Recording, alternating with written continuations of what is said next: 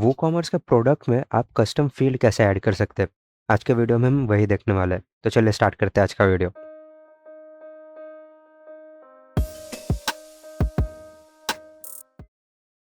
Friends, custom field को add करने के लिए हम 3 स्टेप फॉलो करेंगे। पहले हम अपने फील्ड को ऐड करेंगे, उसके बाद हमारे फील्ड का जो डेटा है उसको सेव कैसे करना है हम वो देखेंगे।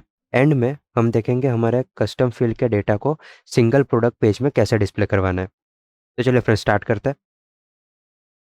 तो फ्रेंड्स, हमारा फील्ड कहाँ पे ऐड होगा एक बार पहले वो देख लेते हैं।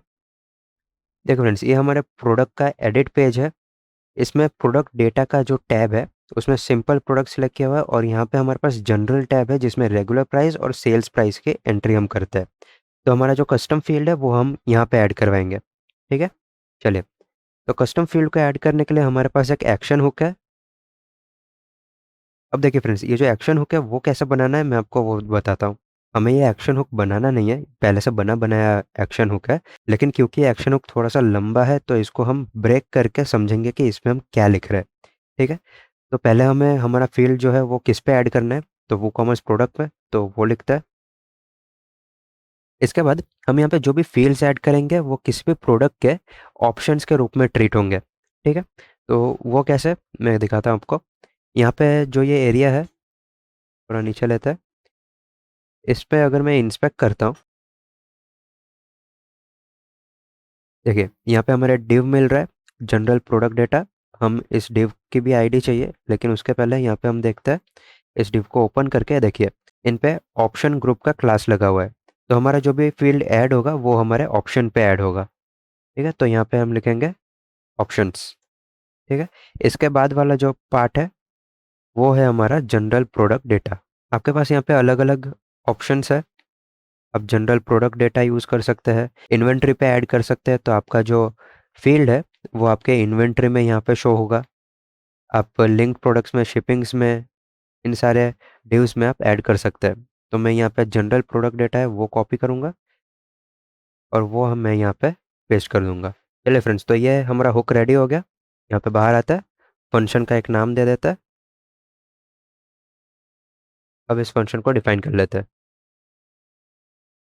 मैंने एक्शन हुक को नीचे लिख दिया है और फंक्शन को ऊपर कर दिया है मैंने, क्योंकि जनरली मैं ऐसे ही लिखता हूँ। लेकिन अगर आप चाहे तो फंक्शन को नीचे लिख सकते हैं, आपको उसमें कोई भी प्रॉब्लम नहीं आएगी। तो ये हमारा हुक रेडी हो गया। वो commerce product option general product data, उसमें हमें अपना कस्टम फील्ड ऐड करना है। ओके, अब क्या करेगा ये फंक्शन, यहाँ पे हम जो भी चीज़ इको करवाएंगे वो हमें वहाँ पे प्रिंट होकर मिल जाएगा। फॉर एग्जांपल, अगर मैं यहाँ पे एक हेडिंग 5 प्रिंट करवाता हूँ, सेव करते हैं इसको। चल के यहाँ पे मैं रिलोड करूँगा, इंस्पेक्ट एलिमेंट बंद कर देता हूँ मैं। ये रिलोड हो गया, एक बार नीचे चल के देख लेते हैं कहाँ पे ऐड हुआ। देखिए, हमारा जो टेक्स्ट है वो यहाँ पे ऐड हो गया है। दिस की स्पेलिंग मैंने गलत लिख दिया, लेकिन हमारा कंसर्न अभी वो नहीं है। तो अगर मैं यहाँ पे कोई इनपुट एलिमेंट इको करवाता हूँ तो वो भी यहाँ पे ऐड हो जाएगा। ठीक है, आप ऐसा भी कर सकते हैं, यहाँ पे अपना इनपुट एलिमेंट इको करवा सकते हैं, इनपुट का पूरा HTML बना के उसको इको कर सकते हैं। आप वो भी फंक्शंस का यूज़ कर सकते हैं अपने HTML को इको करवाने के लिए। लेकिन हम यहाँ पे वो कॉमर्स के फंक्शन का यूज़ करेंगे अपने टेक्स्ट फील्ड को ऐड करने के लिए। तो कौन सा फंक्शन है देख लेते हैं एक बार। वो कॉमर्स WP टेक्स्ट इनपुट, ये जो फंक्शन है वो आर्ग्यूमेंट में एरे लेता है। तो इस एरे के अंदर हम क्या पास करेंगे, हम हमारे इनपुट फील्ड के रिलेटेड जो डेटा है वो पास करेंगे, जैसे कि आईडी। अब आईडी हमें अपने टेक्स्ट फील्ड की थोड़ी यूनिक देनी पड़ेगी, ताकि हमारा जो टेक्स्ट फील्ड है या फिर कोई भी हमारा जो फील्ड है वो किसी दूसरे फील्ड के साथ कन्फ्लिक्ट ना करे। तो मैं इसमें प्रीफिक्स दे देता हूँ I W S custom text input कर दिया मैंने।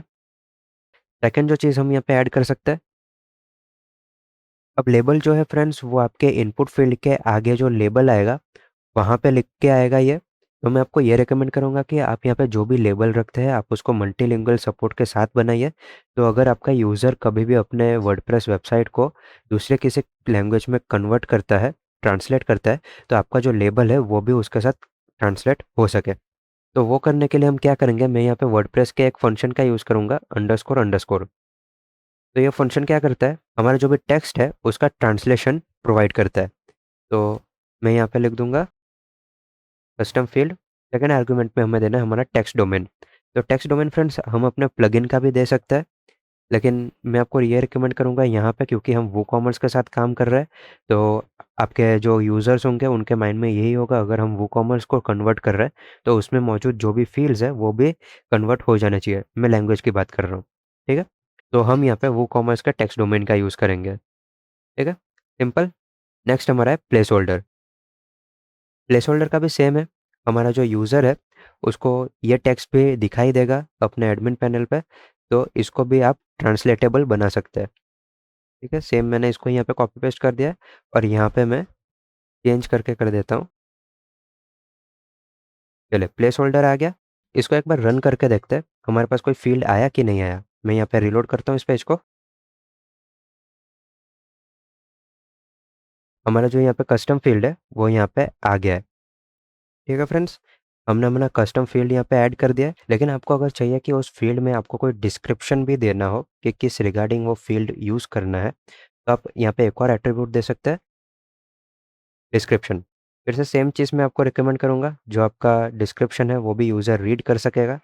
हो सकता है वो अपने लैंग्वेज में उसको कन्वर्ट करना चाहे, तो आप अपना डिस्क्रिप्शन भी इस तरीके से आउटपुट कर सकते हैं। एक बार देख लेते हैं डिस्क्रिप्शन कैसा दिख रहा है, करके रिलोड करते हैं। फ्रेंड्स हमारा डिस्क्रिप्शन यहाँ पे अपीयर हुआ नहीं है, एक बार चेक कर लेते हैं क्या प्रॉब्लम है। DESC, यहाँ पे मैंने स्पेलिंग मिस्टेक कर दिया, तो DESCRIPTION डिस्क्रिप्शन। चले फिर से सेव करते हैं, रिलोड करके देखते हैं। आपका जो डिस्क्रिप्शन है वो आपके फील्ड के बाद ऐसे ऐड हो जाएगा। लेकिन अगर आपको ये डिस्क्रिप्शन एक टूल टिप में डालना हो तो आप कैसे करेंगे, आप यहाँ पे एक और एट्रीब्यूट यहाँ पे ऐड कर देंगे, डिस्क्रिप्शन टिप, और उसमें वैल्यू जाएगी ट्रू। हमारा जो डिस्क्रिप्शन है वो यहाँ पे टूल टिप के अंदर ऐड हो गया है। चलिए हमारा फील्ड अब फाइनली ऐड हो गया है, उसमें डिस्क्रिप्शन हमने ऐड कर दिया है, टूल टिप में ऐड कर दिया है डिस्क्रिप्शन को हमने। अब हम देख लेते हैं इस फील्ड का जो डेटा है उसको सेव कैसे करना है, क्योंकि अगर मैं यहाँ पे कुछ भी लिखता हूँ और अपने प्रोडक्ट को अपडेट करता हूँ, तो फिलहाल जो ये डेटा है वो कहीं पे भी सेव नहीं होगा। प्रोडक्ट अपडेट का मैसेज आ गया हमारे पास यहाँ पे, ठीक है। एक बार नीचे चल के देखते हैं वो डेटा है। देखिए डेटा हमारे पास यहाँ पे नहीं आया। तो फील्ड के डेटा को अब सेव कैसे करेंगे वो देख लेते हैं। फील्ड को सेव कैसे करना है वो हम देखें उसके पहले मैं आपको यहाँ पे एक और आर्ग्यूमेंट दिखा देना चाहता हूँ। यहाँ पे हम एक और आर्ग्यूमेंट पास कर सकते हैं, टाइप। बाय डिफ़ॉल्ट ये जो फंक्शन है वो टाइप को टेक्स्ट कंसीडर करता है, लेकिन आप यहाँ पे दूसरा भी डेटा पास कर सकते हैं, जैसे नंबर हो गया, ठीक है। तो फिलहाल हम इस टाइप को यहाँ पे नहीं देखेंगे, इसको मैं निकाल के सेव कर देता हूँ वापस से। अब हम डायरेक्टली चलते हैं हमारा जो डेटा है उसको सेव कैसे करना है, ठीक है। तो सेम उसके लिए भी हम एक एक्शन हुक का यूज़ करेंगे, तो लिखते हैं यहाँ पे ऐड एक्शन, और इसमें जो हुक यूज़ करने वाला है वो देख लेते हैं। इसको मैं थोड़ा नीचे लेके आ जाता हूँ। ओके, तो इसमें जो हमारे पास हुक है वो है वो कॉमर्स प्रोसेस प्रोडक्ट मेटा। ये जो हमारा हुक है वो तब कॉल होगा जब हमारा प्रोडक्ट पहली बार पब्लिश होगा, या तो कभी भी वो अपडेट होगा, ठीक है। तो सेकंड यहाँ पे आर्गुमेंट पास करते हैं हमारे फंक्शन का नाम, तो IWS सेव कस्टम फील्ड्स। अब ये फंक्शन हम बना लेते हैं, ये फंक्शन हमें बन गया।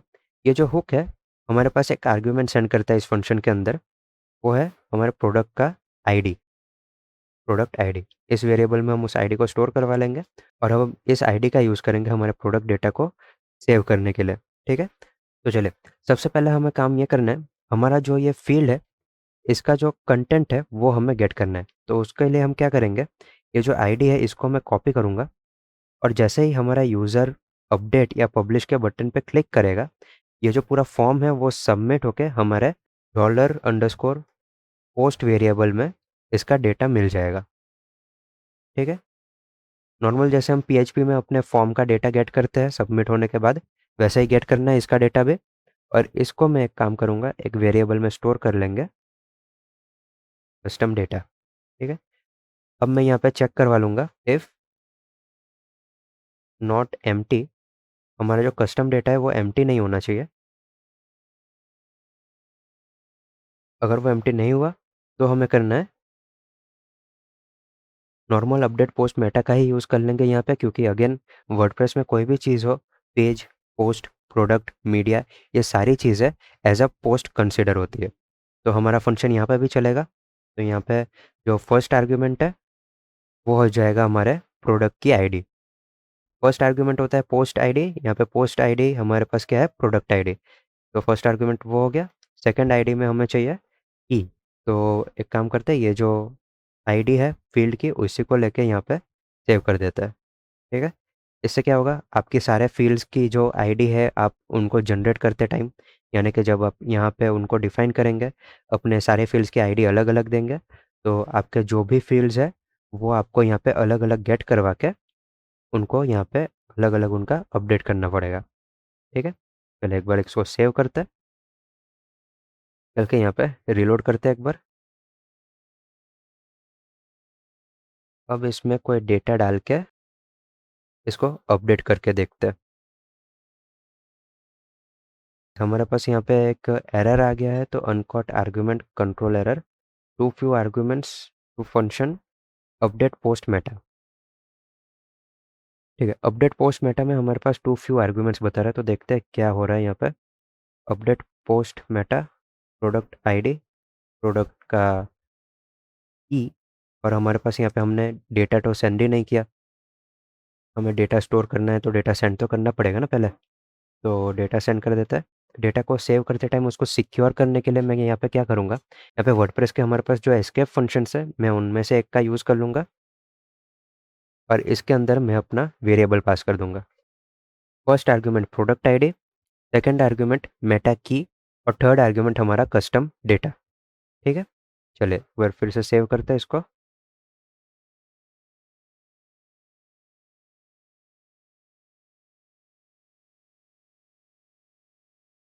चलिए हमारा पेज लोड हो गया, एक बार नीचे चलता है और ज़्यादा नीचे आ गए। यहाँ पे कुछ डेटा लिख के इसको वापस से अपडेट करने का ट्राई करते हैं। अपडेट।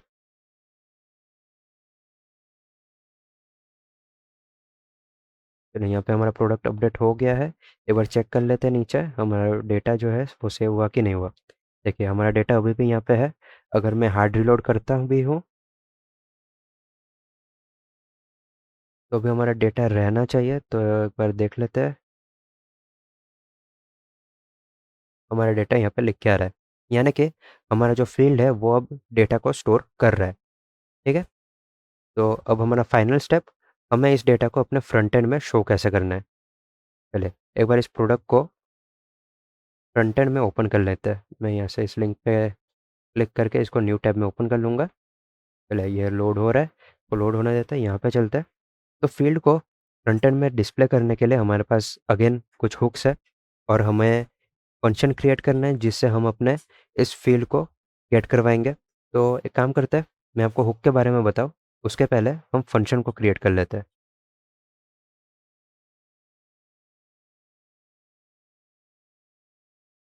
इस फंक्शन के अंदर हमारे पास प्रोडक्ट की आईडी मिल जाएगी। कैसे, क्योंकि यह फंक्शन हमारे सिंगल प्रोडक्ट पेज पे रन होने वाला है, तो इसमें हमारे पास जो प्रोडक्ट की आईडी है वो ग्लोबली हमारे पास एक्सेसिबल रहेगी। तो प्रोडक्ट की आईडी को गेट करने के लिए क्या क्या तरीके हैं आपके पास इस केस में। यहाँ पे मैं सिर्फ आईडी लिखता हूँ, इज इक्वल टू, आप यूज़ कर सकते हैं फंक्शन का, आप इस फंक्शन का भी यूज़ कर सकते हैं, नहीं तो आप ग्लोबल वेरिएबल का भी यूज़ कर सकते हैं। पोस्ट प्रोडक्ट, अब इन दोनों में से किसी भी वेरिएबल का यूज़ कर सकते हैं, और एरो करके आप यहाँ पे इनकी आईडी गेट कर सकते हैं। ठीक है। मैं क्या करूँगा, हमारा जो फंक्शन है मैं उस वे का यूज़ करूँगा। तो ये हमें मिल गया। अब यहाँ पे हमारा जो अपडेट पोस्ट मेटा का फील्ड है उसको मैं यहाँ से कॉपी करूँगा, और यहाँ पे एक वेरिएबल बना लेंगे कस्टम डेटा।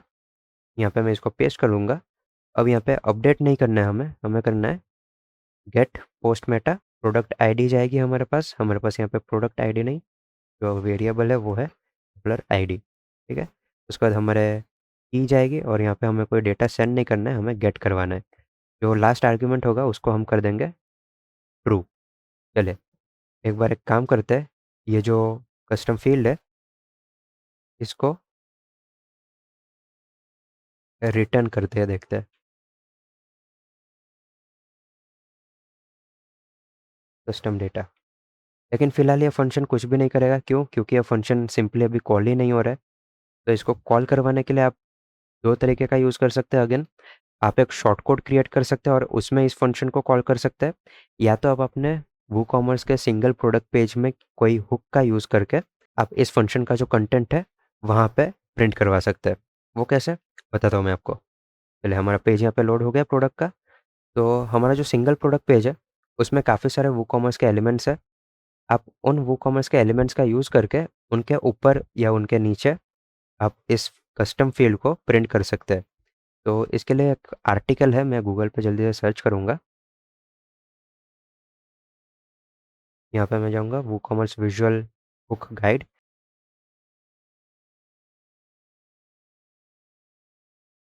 और यहाँ पे आप नीचे जाएंगे तो आपको ये पूरा विजुअलाइजेशन मिलेगा। तो मैं थोड़ा छोटा कर देता हूँ ताकि ये पूरा एक स्क्रीन में आ सके, शायद नहीं आ पाएगा लेकिन देख लेते हैं। तो आपके पास सबसे ऊपर यहाँ पे दो चीज़ें मिलती है, book commerce before single product summary. यहाँ पे आपके पास फिर प्रोडक्ट समरी यहाँ पे एक मिलता है जो कि आपके टाइटल के ऊपर वाला एरिया है। आपको जो इमेज गैलरी है अपने प्रोडक्ट की उसके नीचे वाला जो एरिया है वो भी मिलता है, लेकिन यहाँ पे दिया है मे नॉट वर्क, तो चेक करना पड़ेगा। यहाँ पे आपका जो ऑप्शंस वाला जो आपका सिलेक्शन आता है आपके वेरिएशन प्रोडक्ट्स में, आप उसके आफ्टर या बिफोर में सेट करवा सकते हैं। आपका जो ऐड टू कार्ट बटन है आप उसके बिफोर में सेट करवा सकते हैं। ठीक है, तो ये सारे आपको एरियाज़ मिल जाते हैं अपने प्रोडक्ट के डेटा को डिस्प्ले करवाने के लिए। ठीक है, तो एक काम करते हैं, हमारा जो ये वाला हुक है इसको यूज़ कर लेते हैं। मैं इसको यहाँ से कॉपी करूँगा, सिंपली जाऊँगा यहाँ पे ऐड एक्शन, हुक को पेस्ट करते हैं यहाँ पे। इसके बाद हमारा जो फंक्शन है इसको यहाँ पे पेस्ट कर देता है। ठीक है, सेव करते हैं। अब मैंने इसको रिटर्न करवाया तो रिटर्न नहीं करवाना है, इसको यहाँ पे इको करवाना है। ठीक है, इको के साथ साथ मैं यहाँ पे कुछ टेक्स्ट डाल देता हूँ तो हमें पता भी चलेगा। चलिए तो सेव करते हैं, चल के रिलोड करते हैं यहाँ पे। ये जो कंटेंट है हमारा बटन के साइड में आ रहा है, तो क्यों आ रहा है? आई थिंक मैंने यहाँ पे डिव नहीं दिया है कोई, इसीलिए वो इनलाइन जा रहा है। तो यहाँ पे एक डिव लगा देता है। जैसे हमने एक डिव ऐड कर दिया वो हमारे ऐड टू कार्ट बटन के ऊपर चला गया है। ठीक है, एक और चीज़ जो मैं मेंशन करना चाहता हूँ, मैंने काफ़ी फ्रेशर्स को देखा है कि वो डबल कोट और सिंगल कोट में काफ़ी टाइम कंफ्यूज होते हैं कि कौन सा कब यूज़ करना होता है। तो अगर आपको सिर्फ टेक्स्ट प्रिंट करना है तो आप सिंगल कोट यूज़ कीजिए या डबल कोट यूज़ कीजिए, कोई फ़र्क नहीं पड़ता है। लेकिन डबल कोट का फ़ायदा ये है कि आप अपने वेरिएबल्स को डबल कोट के बीच में डायरेक्टली लिख सकते हैं। जैसे कि अगर मैं यहाँ पे डॉलर लिखता हूँ तो देखिए इसका कलर अभी ब्राउन है, लेकिन अगर मैं इसके सामने कुछ भी लिखता हूँ तो इसका कलर लाइट ब्लू हो जाता है, जो इंडिकेट कर रहा है कि ये एक एज अ वेरिएबल ट्रीट हो रहा है।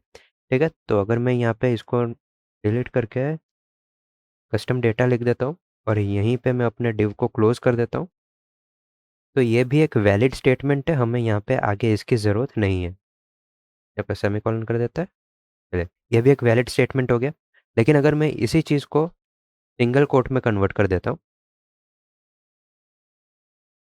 तो देखिए ये जो वेरिएबल है अब ये ब्राउन कलर का हो गया, जो ये इंडिकेट कर रहा है कि ये एक स्ट्रिंग की तरह ट्रीट हो रहा है, एक वेरिएबल की तरह नहीं। तो यहाँ पे इस केस में क्या करना पड़ेगा आपको, यहाँ पे एक सिंगल कोट एंड करना होगा, कंकैटिनेट करना होगा इस वेरिएबल के बाद आके यहाँ पे फिर से कंकैटिनेशन यानी डॉट, और फिर एक सिंगल कोट स्टार्ट करना होगा।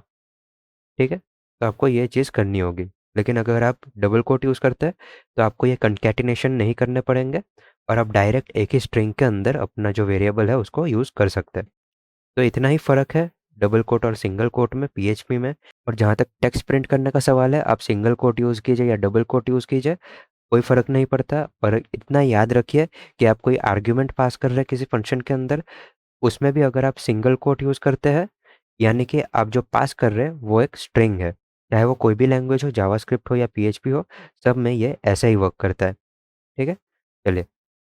तो ये हो गया हमारे before add to cart quantity के ऊपर हमारा जो कस्टम डेटा है वो प्रिंट होके यहाँ पे हमें मिल गया है। अब जो सेकंड तरीका मैंने बोला था उसके लिए मैं क्या करूँगा, इसको यहाँ पे कमेंट कर देता हूँ, डुप्लीकेट करता हूँ इसको यहाँ पे। यहाँ पे एक शॉर्ट कोड बनाएंगे, तो मैं इस फंक्शन के नाम को ही कॉपी करूँगा, यहाँ पे पेस्ट कर दूंगा, अनकमेंट कर देते हैं ताकि दिखाई दे। ठीक है, ठीक है। यहाँ पे शायद शॉर्ट कोड करना है, तो एक्शन को निकाल के शॉर्ट कोड। क्या किया हमने, एक शॉर्ट कोड क्रिएट किया I W S show custom fields का, उसमें एक फंक्शन कॉल किया I W S show custom fields. तो अब क्या होगा, अब ये शॉर्ट कोड मैं जहाँ भी यूज़ करूँगा, हमारा जो कस्टम फील्ड का डेटा है वो वहाँ पे डिस्प्ले हो जाएगा। लेकिन आपको ध्यान ये रखना पड़ेगा कि आपको ये short code single product page पर ही यूज़ करना है, क्योंकि अगर आप कोई दूसरे पेज पे यूज़ करेंगे तो क्या होगा, ये जो वेरिएबल है वो उस पेज की आईडी लेके रहेगा, और उस पेज की आईडी में हमारे पास ऑब्वियसली कोई मेटा फील्ड नहीं होगा इस नाम का, तो ये हमें एक ब्लैंक रिटर्न करके देगा। इतना सा ध्यान आपको रखना है जब आप शॉर्ट कोड यूज़ करेंगे। लेकिन अगर आप चाहे तो आप कोई भी फंक्शन को दोनों तरीके से यूज़ कर सकते हैं। जैसे कि अगर मैं इस लाइन को भी कमेंट से निकाल देता हूँ, तो अब क्या होगा, हमारा जो ये फंक्शन है वो वूकॉमर्स के एक्शन हुक पे भी चलेगा, और अगर हम ये शॉर्ट कोड कहीं पे यूज़ करते हैं तो उसके साथ भी चलेगा। मैं आपको शॉर्ट कोड यूज़ कैसे करना है वो नहीं दिखा रहा हूँ, क्योंकि हमने पिछले काफ़ी सारे वीडियोज़ में हमने पूरी सीरीज़ की थी वर्डप्रेस प्लगइन डेवलपमेंट की। उसमें भी हमने डिटेल में पूरा देखा था कि हमें शॉर्ट कोड्स को कैसे यूज़ करना है, और हमने अपने इस सीरीज़ में भी पहले भी शॉर्ट कोड को यूज़ किया है। तो फ्रेंड्स, ये था हम अपने सिंपल प्रोडक्ट में अपने कस्टम फील्ड को कैसे ऐड कर सकते हैं और उसको अपने फ्रंट एंड में कैसे डिस्प्ले करवा सकते हैं। इस वीडियो में मैंने जो वेबसाइट यूज़ की जिसमें से मैंने सारे हुक्स को देखा सिंगल प्रोडक्ट पेज के, उस वेबसाइट का लिंक को मैं डिस्क्रिप्शन में ऐड कर दूंगा, तो आप अपने से उसको चेक कर सकते हैं। चलिए फ्रेंड्स, आज का वीडियो यहाँ पे एंड करते हैं, मिलते हैं अपने नेक्स्ट वीडियो में। तब तक के लिए take care and good bye.